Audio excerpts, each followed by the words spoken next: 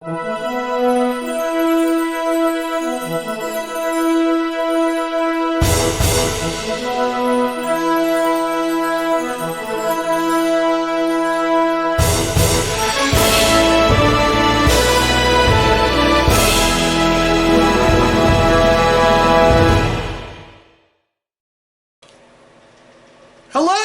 and welcome to the exciting edition of Hidden in the Universal Vault. I'm Ryan, your host, and I'm welcoming you to my review of Almost Famous from 2000. Now, Almost Famous is a movie, basically this is known as the Cameron Crowe story, because this movie serves as a mini biopic for director Cameron Crowe, who directed this movie, as says on the front cover from the writer-director Jerry Maguire. This movie I grew up watching way back in the day. Now, when I mean way back in the day, I had this on pay-per-view, on recorded VHS from pay-per-view that my parents recorded. They had Road Trip, Rocky and Bullwinkle, and this. So, 2 DreamWorks movies and a Universal movie. As I said, Road Trip, this, and Rocky and Bullwinkle.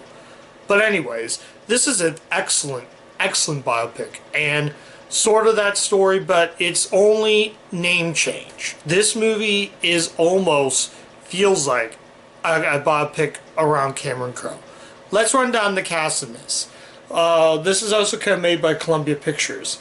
This has Billy Crudup, Frances McDormand, Kate Hudson, Jason Lee, Patrick Fugit, which I covered in a movie called Circus Shafreak on my channel. He was in that. Anna Paquin, Folsa Bulk. She was Bob Boucher's girlfriend in The Waterboy, if you grew up with that movie. Noah Taylor and Philip Seymour Hoffman, and also includes three other stars that would go on to become big in their career.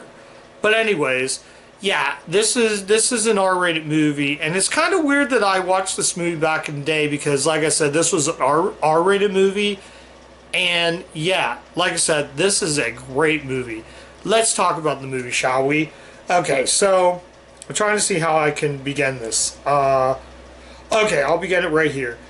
It's the opportunity of a lifetime when teenage reporter William Miller, aka Cameron Crowe, or Cameron Crowe, aka William Miller, lands an assignment from Rolling Stone magazine. Despite the object of his protective mother, William hits a road with an up-and-coming rock band and finds a lot more to write home about than the music. So basically, this movie is a biopic, and it has great music. The soundtrack is incredible, and the movie is just so good. Now, I normally don't show disc art as well, but in this case, I'm going to go ahead and show it off because this is probably one of the best disc art.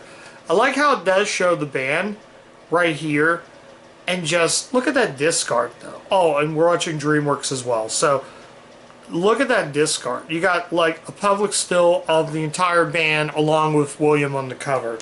So, yeah, this, like I said, is a great movie. The performances are awesome. Right in the beginning, we see that the credits are actually written in pencil.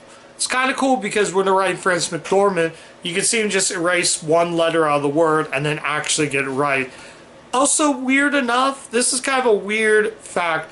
At the beginning of the movie, you can hear the Chipmunk song Christmas Don't Be Late, which is also weird because Jason Lee, who's also in this movie, will go on to play David Seville in the live-action Chipmunks movies.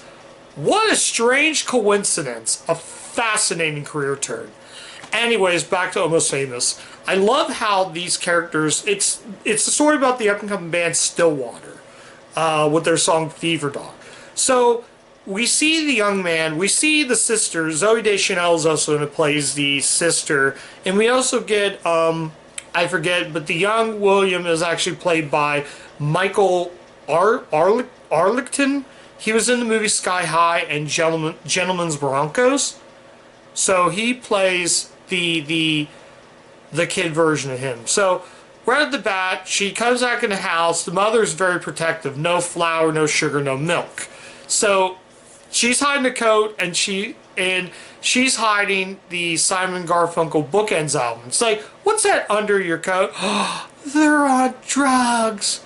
The eyes. They're pointing to the eyes. I could show that clip, but it's just, it's so funny. I'll probably leave the clip in the comments section, so I'll try to find a clip and leave it in the comments section if you want to see that clip. But it's so funny. And then she gets mad and says, she's drunk, says, "Fuck you!" And then the sister gives him the tip saying, "Go upstairs. There should be upstairs. Listen to some music. It will get in your inner zone." So right at the bat, the young man goes in. The William goes upstairs and discovers the records, and all of a sudden he looks and sees Zeppelin. He sees Dave Bowie record. He sees a Joni Mitchell record and the Tommy Who. Plays it and loves it. And now he gets a job with Cream. Right at the bat, he goes in and he's working for Cream and he wants to meet Sabbath. So the doorman tells him, "You're not on the list." Tries to get in with the women. He's not on the list, so he leaves. Third time, Stillwater's there, and the guy says, "He's not on the list." It's like, "Don't worry, he's on the list with us." Then he gets in. So the performances in this are so good, and the music is so great. Frances McDormand steals the whole thing. She plays the caring mother who he has to lie to let her know, "Hey, I'm going to a school dance. Hey, I'm going somewhere with a bunch of friends." So he goes on the road with Stillwater as they become this up-and-coming rising band. They're an unknown. They're not famous yet. And then he meets... Enter Kate Hudson's Penny Lane. So Penny Lane is she... I'm going to say right now, she's a groupie.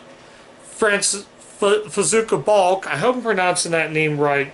Faizuka Balk, I hope that's how I pronounce the name. She's another groupie. And then they're just, these guys are just, the women are just, they're so likable. Anna Paquin plays another groupie. So there are three groupies, as I said, and William is like, he's 15, he's a minor, he shouldn't be with that. So the mother calls him. The one groupie, Faizuka Balk, has to pretend she's like the maid to make sure, hey, and then all of a sudden, his mom calls her, and then her eyes are like this, like that. She's like, it's so good. The three stars in this, I want to mention, before they become stars.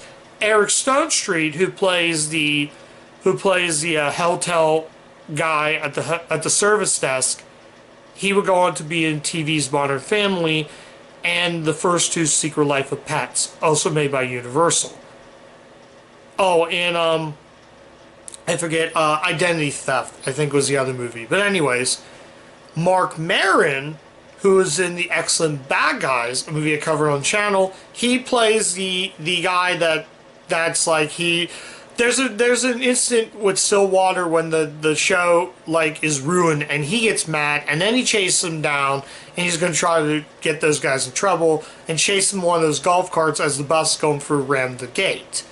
Rainn Wilson, who later go on to be in The Office, plays the guy that works for Rolling Stone. See, William gets the job at Rolling Stone because he interviews Stillwater, and yeah, the performances are great. The songs are great. The soundtrack is really good. If you love that old school vintage 70s music like I do, this soundtrack is great.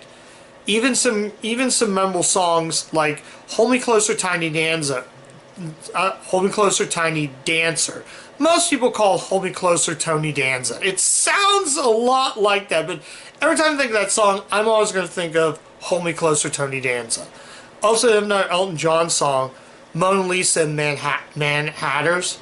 Mona Lisa and Mad Hatters, which is, I think it's Madman Across the Water. But it's so good. Eventually, I'm just more rambling, but I love this movie. And the message at the end is so good. It's just, there's so many good moments. Billy Crudup, who plays Russell, who has a friendship. There's a scene where they're in an airplane. So, it's really hard to watch. Some stuff can be really hard. There's a lot of drug usage. So there is brief nudity, so keep that in mind if you do watch this movie.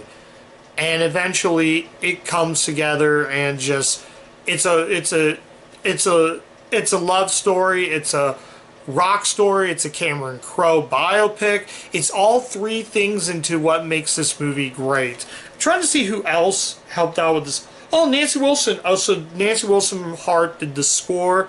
They also have, I do believe, I can't think of her name right now. Oh, is it? I think it's Zoe Phillips, John Phillips' daughter. You know, John Phillips from Mamas and the Papas. She appears in this movie. Frampton appears in it. Nick Swanson, before he would go on to be in a lot of the Happy Madison movies. He's in it as a Bowie fan. So there's a lot of stars that would go on before other things. Philip Seymour Hoffman playing the disc jockey, radio DJ, is really good. He builds a friendship with William, and basically Russell's the only member that basically forms a bond. Basically, he forms a bond with William, and the two of them remotely become like brothers and cousins. And the airplane scene is so good. Everything about this movie is great. I'm really tempted, even though I've seen this before, I'm extremely tempted to put this on my best list. It's a great movie, and it's a movie that I grew up watching, even though despite being an R-rated movie and I shouldn't be watching this. This movie came out in 2000. I was going into middle school at the time this movie was coming out. I graduated grade school in 2000, and this movie came out that holiday season of 2000, so I was going into middle school, and just so good. This movie should have got, I don't know if it got any Oscar nominations. It did play on TCM before, but everybody in this is just phenomenal. This movie, to me, is a great movie. The scene where he jumps into the pool because he's on drugs is so good. Everything about this movie, like I said, the soundtrack, everything. Do I need to say anything else? At the end of the day, Almost Famous is a must-see. The performance-wise, Kate Hudson, to me, I mean, she really ultimately sells the movie of this excellent, fantastic movie that I'm extremely tempted to put on my 10 best list. Or maybe even an honorable mentions list. Everything about this movie is just stunning, stellar. Music, soundtrack, everything. A plus plus plus plus plus. If you like classic, if you like biopics and you like movies set in the 1970s, give Almost Famous a watch. It is a must-see from start to finish, and I was super happy to include DreamWorks, and I'm very happy to have this movie. This is actually, I got this downstairs for I got this from downstairs in our DVD collection. I have a few more DreamWorks movies downstairs that I need to watch, but I've been wanting to cover Almost Famous on the channel for so long. Everything about this. Oh, Jay Brach, I think his name is. He's also in it. He would later go on to star in another DreamWorks movie, She's On My League, and would be in the successful How to Train Your Dragon movies, also for DreamWorks Animation. Whew, so a lot of stars in this. Everybody is great. Oh, Patrick Fugit would also reunite with Cameron Crowe again in We Built the Zoo, and he would return to DreamWorks with First Man with Ryan Gosling. Yeah, I think I mentioned everything about it. I kind of think it's more of a rambling more than a review, but I did the best I could to give you what I could, and I'm going to tell you, Almost Famous is a must-see. If you like rock biopics, and there actually even is a Fever Dog music video by Stillwater on there. And they were a fictional band. They weren't a real band. So, yeah. It says theatrical trailers on the back. Oh, I forgot to mention production notes. Was there any production notes? Just kind of read really quick. Oh, should have read this before I even finished it out. But, yeah, Lester Briggs was a real person. So, some of these people are real, and some of them are not. Just everything about this movie is so good. And, it even has I think the real Peter Frampton even Peter movie. Oh, here's what Pat Fugit said right here. Here's, let's say, and I quote, "I started out listening to the albums for the character, but now I listen to them religiously." So I kind of want to bring that up, though. I'm trying to read more of the production notes. I should have read more into this. Yeah, composed Nancy Wilson of Heart fame. So I did mention that. So Cameron Crowe, talk about a director. Yeah, it's just that good. Yeah, that's right. Crowe got his start as a rock journalist age 15. 1973, he was just 16 when he joined the staff of Rolling Stone magazine. So that's why it is a Cameron Crowe biopic. But yeah, like I said, again, guys, this movie is fantastic. So that's a few of the production notes I wanted to bring up. So without making it too long, let's go ahead and rate this right now. I'm going to go ahead and give Almost Famous, you obviously already know what this is, guys, an automatic 5 out of 5. It's 5 out of 5 for a reason, because of what I said. Performances, stunning. Soundtrack, phenomenal. The plot, great. Having a movie about Cameron Crowe's life, despite the name being changed. And I gotta give Cameron Crowe credit than just being the Cameron Crowe story. But having his name changed to a fictionalized character, having the name be fictional rather than real, is what makes Almost Famous unique. Having a movie, and I didn't know this, but the reason why it's called Almost Famous is because Stillwater was on the Almost Famous tour of '73. And near the end of the movie, not going to give away the end, but I'm going to tell you what the bus said at the end. It said, "No more airplanes 74." So we go from late 60s, 1973, to part of 1974, and that's near the end of the movie.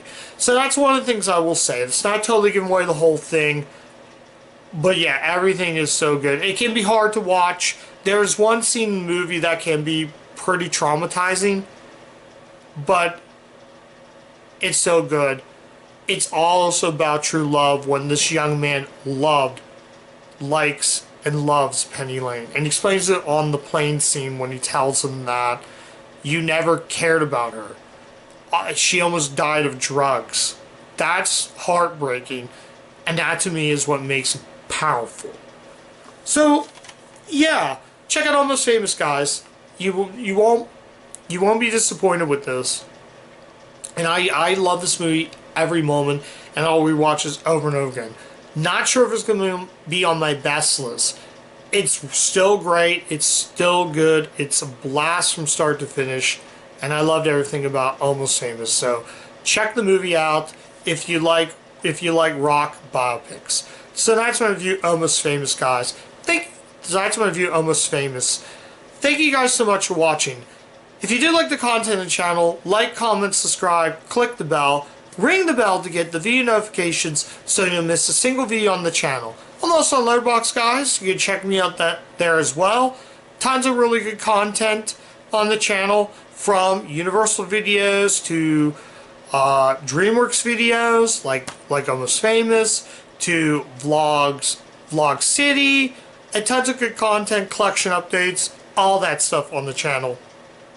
Like I said, like, comment, subscribe, and click the bell to get the video notifications so you do not miss a single video on my channel. So yeah, go give Almost Famous a watch. It's definitely one of those movies that it's different than any other biopic I've ever watched on this channel and this series. So check out Almost Famous. You definitely won't be disappointed. So that's it, guys. And as always, keep watching those Universal movies.